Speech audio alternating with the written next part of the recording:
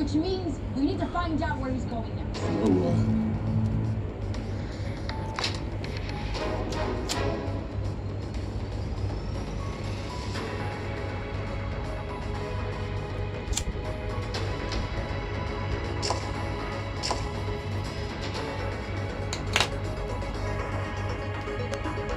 We need to find out where he's going next. Nowhere.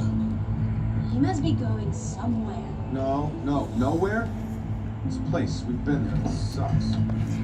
Excuse me, that's our food. Nothing more. Thor, why would he go to nowhere? Because for years, the reality stuff.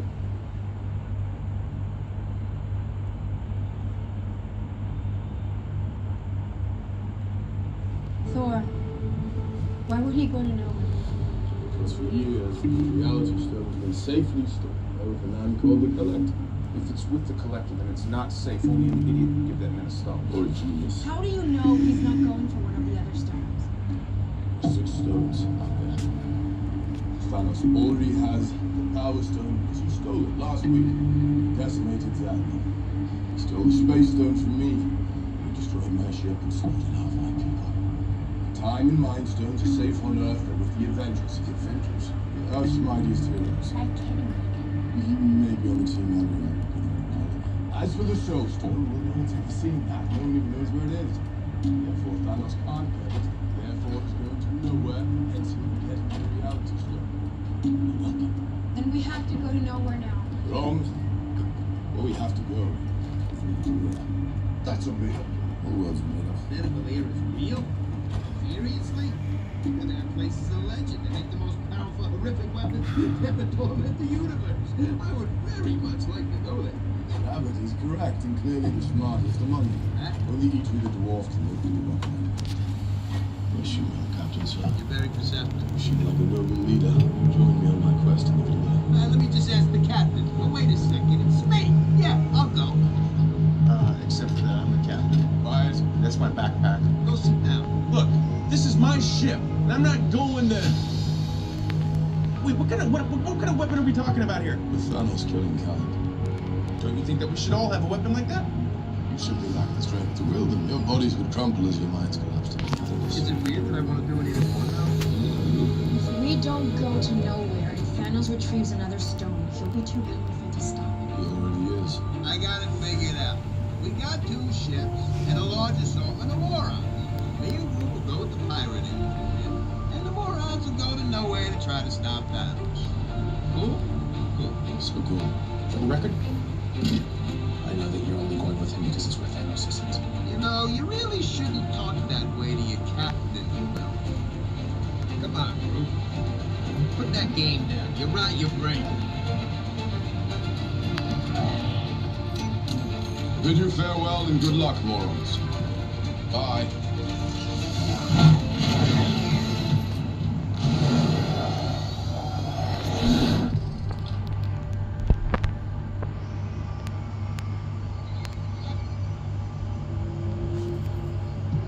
Viv? Is it the start again? Is it sweet? What is it saying?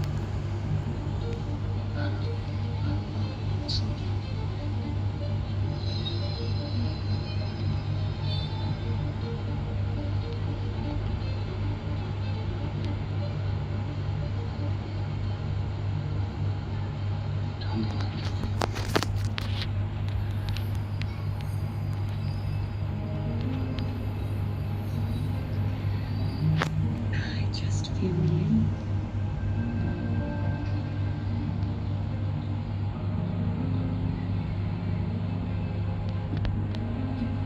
So there's a 10 a.m. to Glasgow. Depends what time we're gonna back.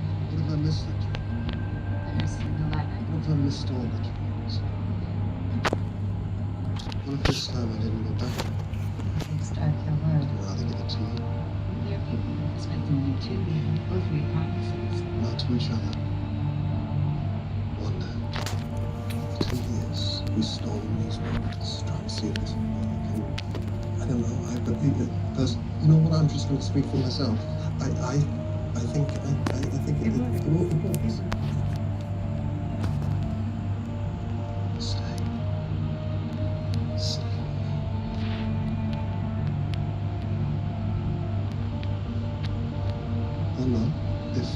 overstepping.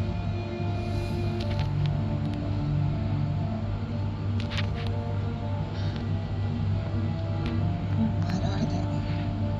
What the storm is warning me about.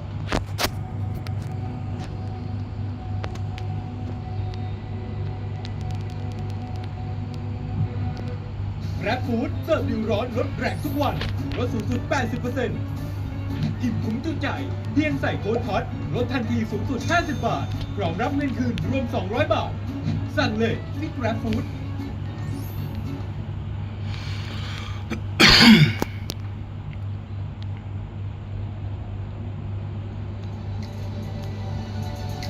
What?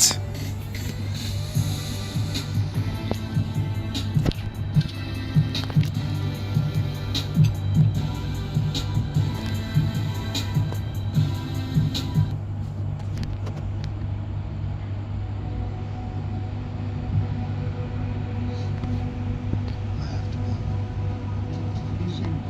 Vision, if that's true, then maybe going isn't the best idea. Wanda,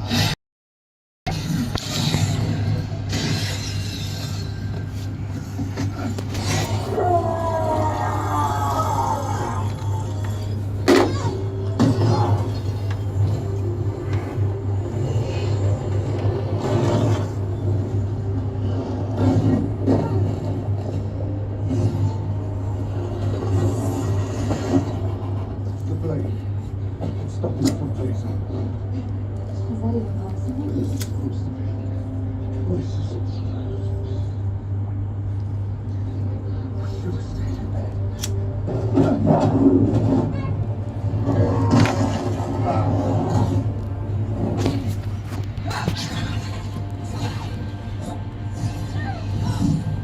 Give up the stone.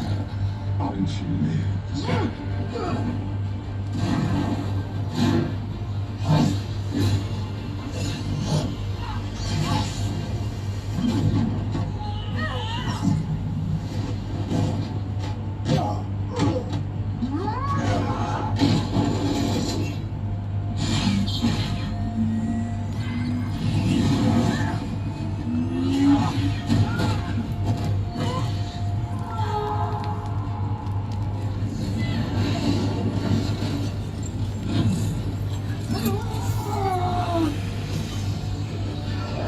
Hands off.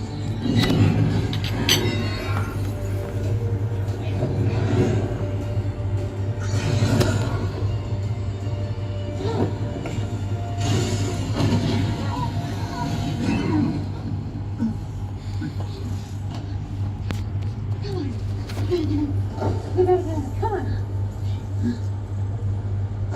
We have to go.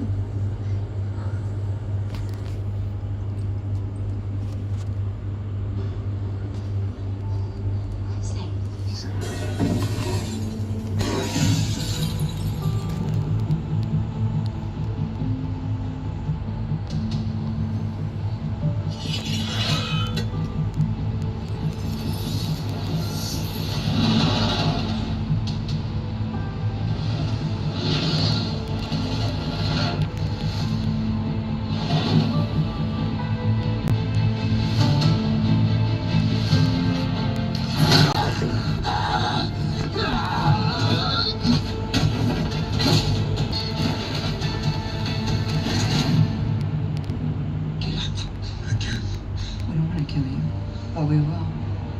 You'll never get the chance again.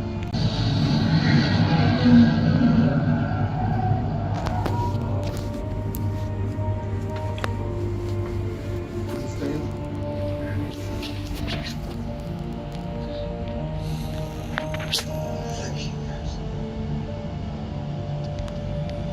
Get out of here.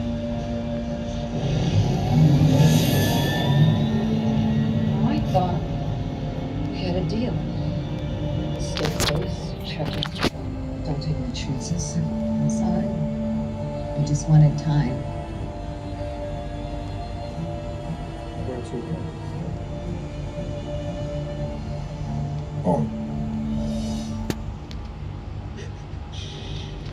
Be safe. Be safe.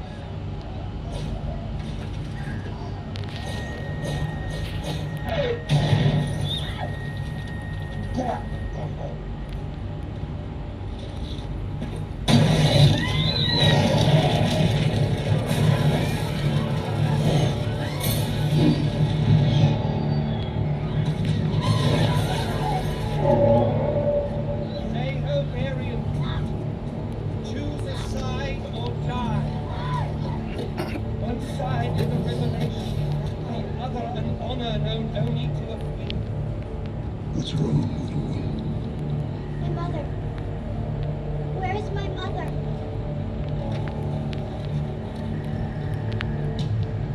What's your name? You're quite the fighter, Gamora. Come. Let me help you.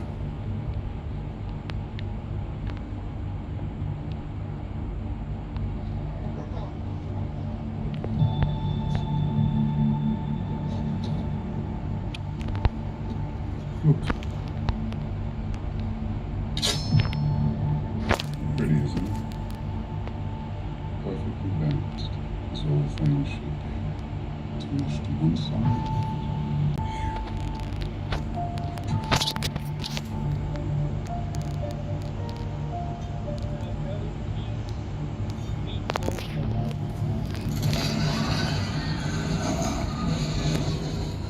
Concentrate. Booking.com makes trip planning easy, even when your friend group travels in different styles.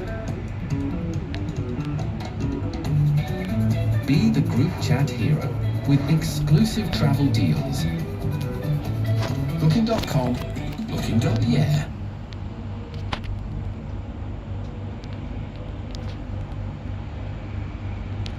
นะทั้งใจเนี่ยให้ตลับดำไปเรียบร้อยแล้วสำหรับตัวนี้นะคะน้องคูชั่นของ L'Oreal ทุกคนคือเกินเรื่องเกินราวมากตัวนี้นะแอลพกไปญี่ปุ่นเอาไปแค่แบบว่าคูชั่นชนิดเดียวเลยนะคือตลับเดียวเลยอยู่แล้วคือญี่ปุ่นเนาะถึงแม้ว่าอากาศเขาจะดีก็จริงทุกคนแต่ว่ามันก็มีความหนาวความเย็นไม่มีความแห้งไม่มีความล่องไม่มีความแบบหยืดเยิ้มไหลใดๆทั้งสิ้นเลยคืออยู่คนคือตอนเช้าแต่งยังไงคืองานหน้า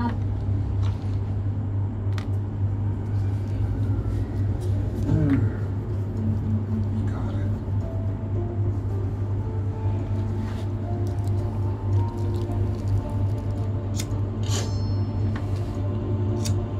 Gamora. You know what these grenades are to blow off your junk kind? The gas. I was thinking my name would come on my belt right here. I need to ask a favor. Yeah, sure.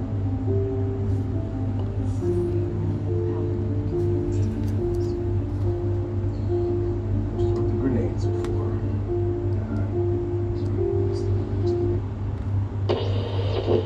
Bada bing, bada boom. There's usually a few places that require automatic introspection. Like if you were a completely able-bodied person, you use the accessible bathroom stall and you walk out and you see that you clearly did not need to use that stall. You could have just waited for a different one and someone else was waiting for that one. If you ever do that, I mean, don't do that. But if you do, that is a moment that would require deep self-reflection as you awkwardly wash your hands in shame. It's almost automatic, I would hope. Another one of those places is sitting in the back of a police car with your hands behind your back.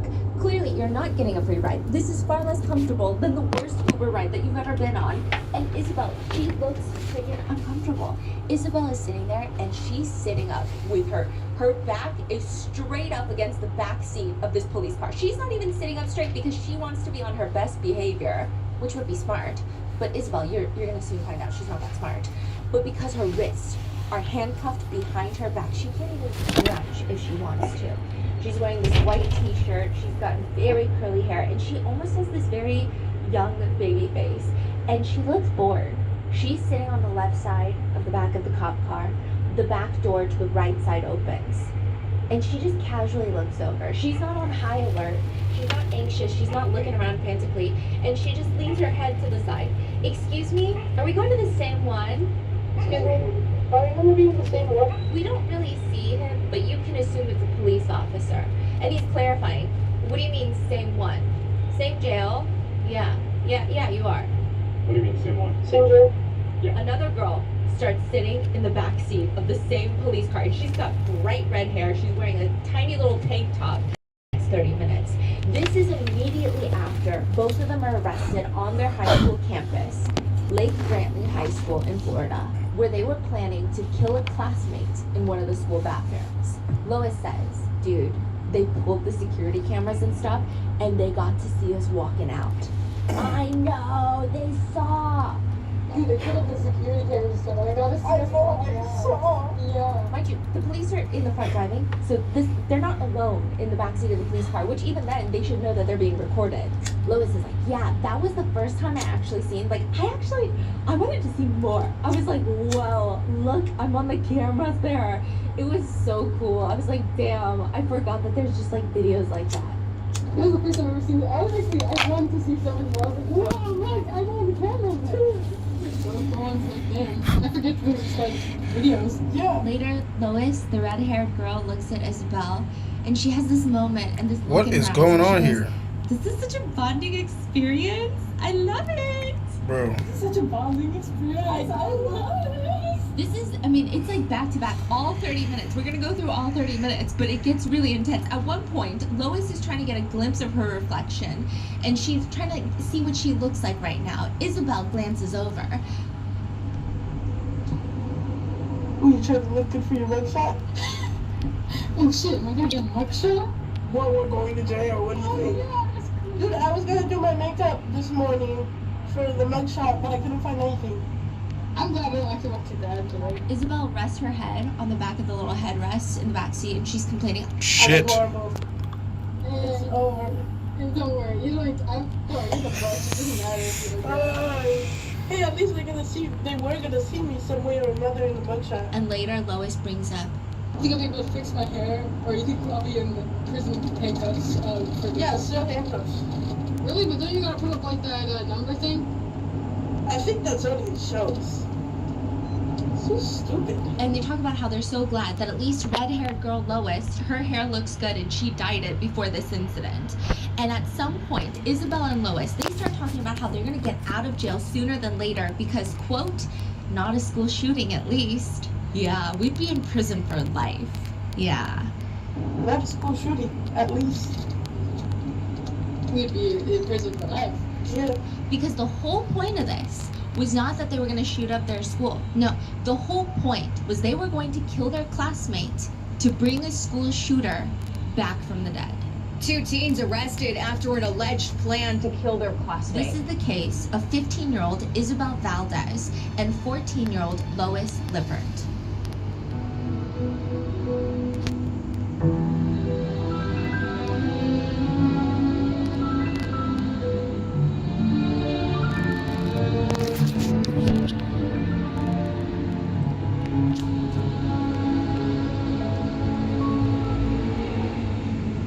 We would like to thank today's sponsors who have made it possible for Rotten Mango to support Sandy Hook Promise, a national nonprofit founded by loved ones of victims who were killed at Sandy Hook Elementary. Their mission is to take action in schools, homes, communities, all in an effort to help prevent gun violence and further losses of life.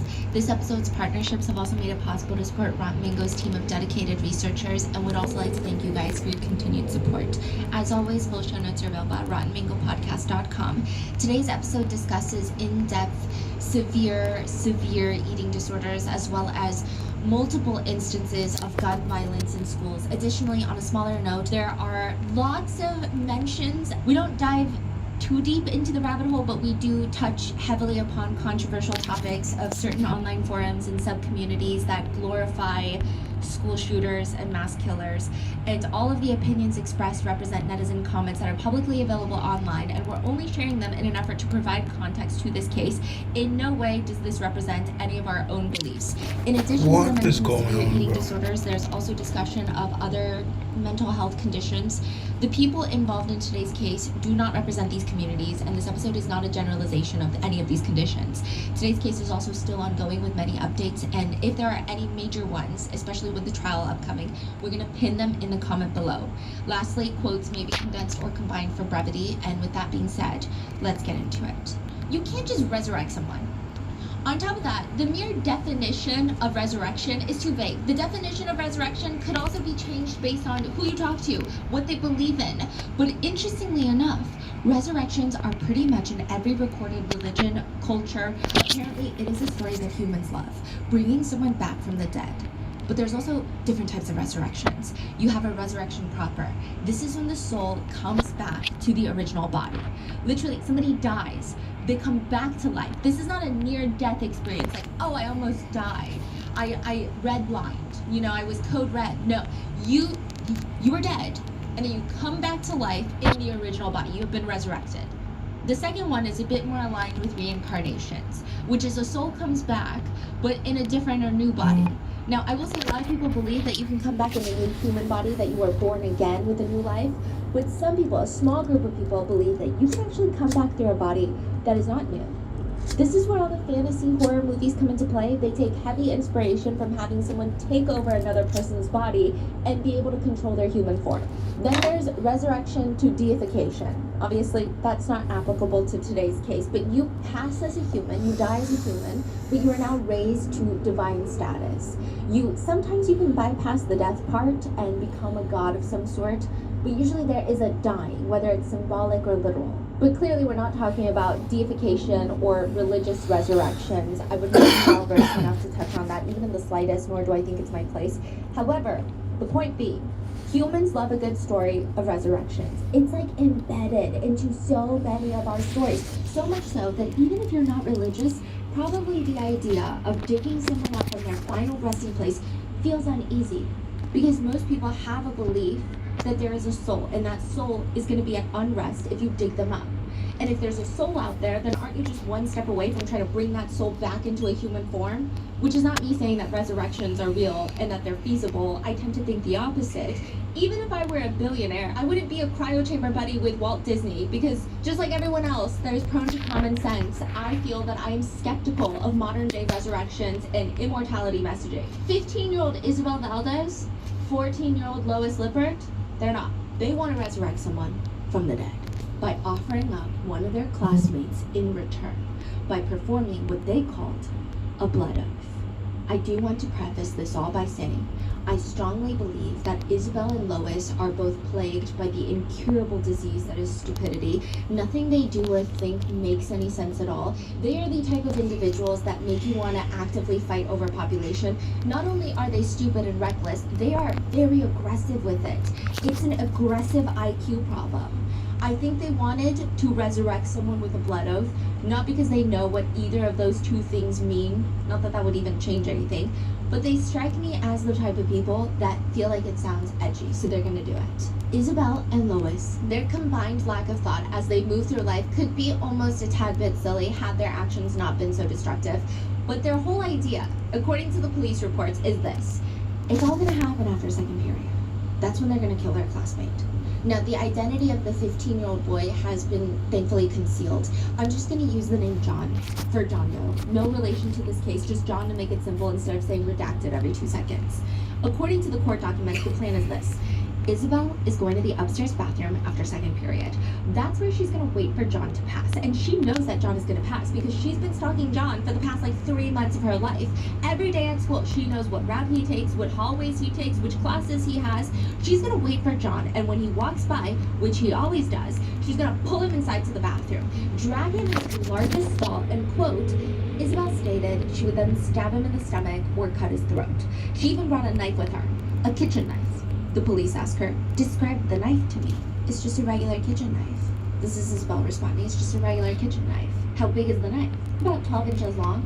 She had already tried sharpening the knife earlier that morning in school, so before second period, she's already trying to sharpen the knife. That's one of the first things that she does when she gets to school Friday morning, January 23rd, 2026, so this is very recent. She tries sharpening the knife. The police are asking her, how were you trying to sharpen the knife? I try to saw it back and forth on the toilet seat to sharpen it. So she's in one of the bathroom stalls, just playing the violin with a knife and a toilet seat. Her friend Lois is helping her, trying to sharpen this knife. It's not working on the toilet seat, so they try, those metal railings that make it easier for you to get up that you hold on to in bathrooms? They're trying to use the metal railing to sharpen the knife. Right, huh? No.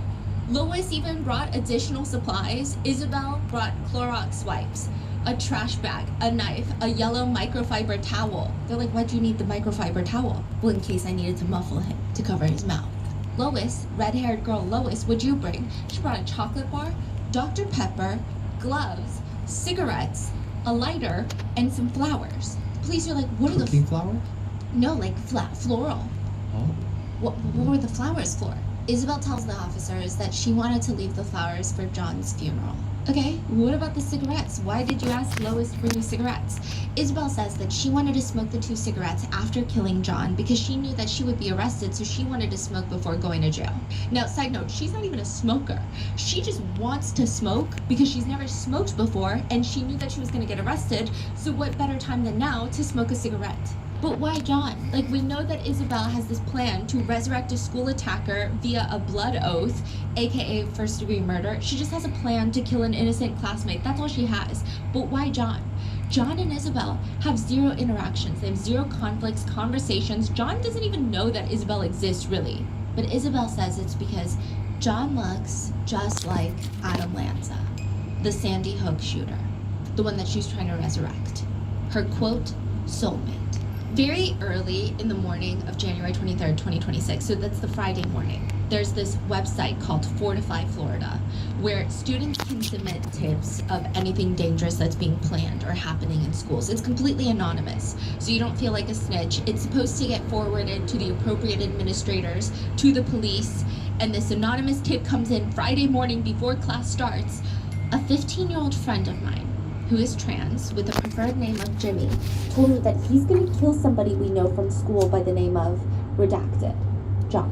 Which, side note, we always use preferred names and pronouns on this channel, and while it does appear that Isabel would go by the name of Jimmy with some of her classmates, she seems to only mention going by Jimmy and being a trans boy to the police when it feels a little bit convenient.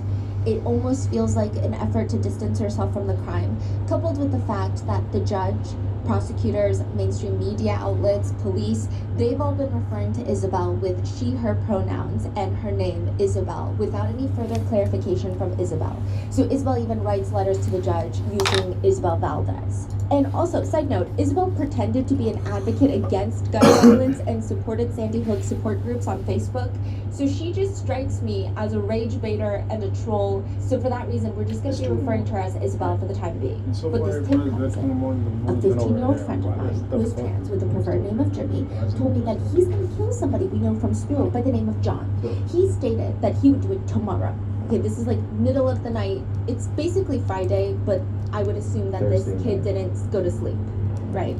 This conversation happened just a couple of hours ago. I have a great suspicion that he's gonna do this. He's already been recently involved with police officers at school about threats that we've been getting towards our school. He knows the people who have made the threats, and the cops are also aware of this. He also told me earlier today that the cops had confiscated his phone as they got another threat, which apparently was one of the reasons why he wants to do something like this. I'm not sure about Jimmy's legal name since I never call him by his legal name, but by memory, it might be Isabel. A few hours later, Isabel and Lois are in the back of the police car giggling about going to the same jail, and Isabel starts getting giddy at this idea because she had last night told one of her guy friends about this whole ordeal that she was planning, and she's so excited at the idea that the police are also going to search his phone and he's going to get in trouble because he never reported any of this. I know they asked me for his phone passcode. Wait, they went to his phone? No, they're going to go to his phone. He's gonna be so... Oh my god. Yes, I told him he knew. He didn't report me. I told him already. So she's like, doesn't know someone ratted her out. no, she's telling Lois, red-haired girl Lois, oh my god. Lois is just giggling. I don't know what's so funny. I told him. He knew. He didn't report me. I told him already. Lois is like, I thought he did a tip. He did a tip? Yeah, there was a tip show. Did you not see someone tipped? He fucking snitched. He did a tip? I did a tip. He did a tip show. Did you not see it? What? He fucking snitched. Lois clarifies it was an anonymous tip, but I was just assuming based off the writing. Oh, but I knew I shouldn't have told him. Because he was like, a 15-year-old named, goes by Jimmy, is planning to kill some dude. Yeah, and then it's like, I don't really remember their real name, but I think it was Isabel. Yeah, it was spelled wrong. And Isabel is just having this whole conniption. God, what a fucking snitch! And she's looking out the window as the police are driving past trees, and she's just muttering to herself, so stupid. God, she's such a fucking snitch. So stupid. And in the time that they should be contemplating their own existence and their attempted murder charges, Lois mentions her masterful genius plan. She turns to Isabel Yeah, I have to be in a room where they have to like record me or some shit. I'm going to pull out my tits so that That's what I was thinking. Like, if they had to start doing that instead of just doing like the audio recording, I'm gonna. They both seem to silently agree that this is a phenomenal idea. And during a brief moment of quiet in the car, Isabel turns to Lois and she says, hey, let's roleplay some Columbine stuff. What? And she says, wait, so who's Eric? Red-haired Lois responds, well, I'll probably be Eric because Eric obviously gets it in the ass. Okay, let's roleplay some Columbine stuff. Hey, yeah. Wait, who's Eric? Well, I'll probably be Eric, and Eric obviously gets it up the ass. Okay. So red-haired Lois is going to roleplay Eric, one of the Columbine shooters, and Isabel is going to be Dylan, another one of the Columbine shooters. Isabel starts doing this unsettling but also very bizarre role-playing session in the car, and mind you, there's still 2 police officers in the front. Isabel says, hey, Eric. Oh, fucking off, creep off. Hey, kitty, please talk to me. You probably don't even know about KMFDM. which, side note, KMFDM is a German industrial rock band that Eric was a huge fan of, and it's almost become, unfortunately for the band, synonymous with this weird, glorifying school attacker aesthetic. People who don't even like KMFDM music will purchase KMFDM shirts to wear because they think they're in the aesthetic of Eric and Dylan. I don't know what aesthetic that is. Dead. Okay, but Isabel is like, yeah, I do. Flashes off my KMFDM shirt. Yes, I do. Flashes my KMFDM shirt off. So she's like inserting the motions of role playing. She's like, yeah, I know the band. Flashes off my KMFDM shirt. Lois, aka Eric, turns to her and is like, whoa, you know about KMFDM? Yeah. I feel something in my pants. Ha ha ha ha. KMFDM? Yes. I guess something about it. Isabel says, hey, what if I have my Jewish babies inside of you? I hate insert derogatory term for Jewish people. No. What's wrong with you, Eric? Please, please, please. Okay, fine. And Isabel hits her with a, sticks it up your butt. Hey, what if you have my Jewish babies inside you? I hate Jews now. What's wrong with you, Eric? Please, please. Okay, fine.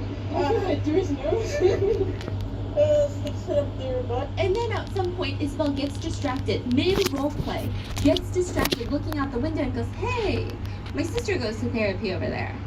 Hey, my sister goes to therapy over here. I'm so lost right now. Let me give you some context. There is a small but very scary group of people on the internet that idolize the Columbine shooters, Eric and Dylan. Basically, they call themselves Columbiners, and they will make fan edits of Dylan and Eric with sad songs and captions like, good night, R.I.P. my babies. And they're not saying R.I.P. to all the victims whose lives were lost during the Columbine attack. They're saying R.I.P. my babies to Dylan and Eric.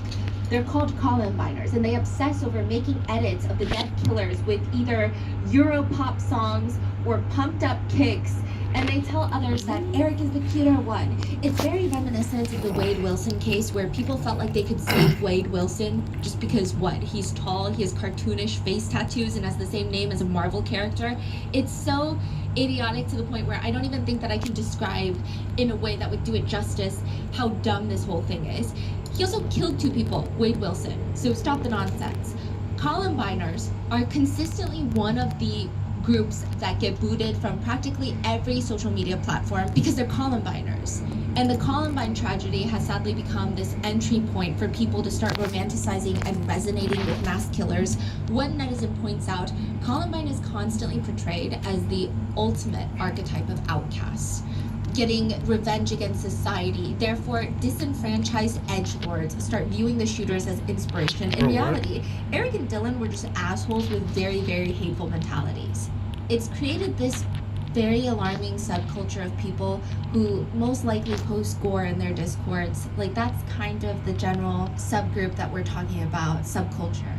Now, side note, even the idea that the 2 killers were bullied, I mean, first of all, that's hardly sort of any sort of justification or sympathy point. So many people have been bullied. They don't go on to kill innocent people, but even that has been highly debated. Many say that they were bullied, but also they went on to bully others.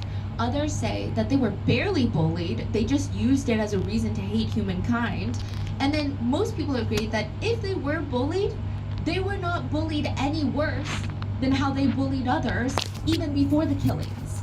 So I understand that there might be a want to understand what was happening in the minds of these two killers, but it's very alarming to relate more to the killers than to the victims just because the killers were rejected by society. No, felt they were rejected by society. Dylan and Eric, and the only reason that I'm talking even slightly in depth about either of them is because it's pretty pertinent to this case. But Dylan and Eric, they left behind what is now referred to as the basement tapes. They documented their process on planning the entire attack on their school. They have thankfully, these basement tapes in its entirety, thankfully have not been released to the public. There has been a lot of pushback over the years. A lot of people want these basement tapes to be released so that they can armchair psychoanalyze the actions of the two killers, stating that it would give the general public a better understanding of why the killers did what they did. And I personally don't think that they should ever be released. I think it would just give Columbiners more materials for their weird edits and spawn even more copycats and further traumatize victims and their families. And that is if they even still have the basement tapes.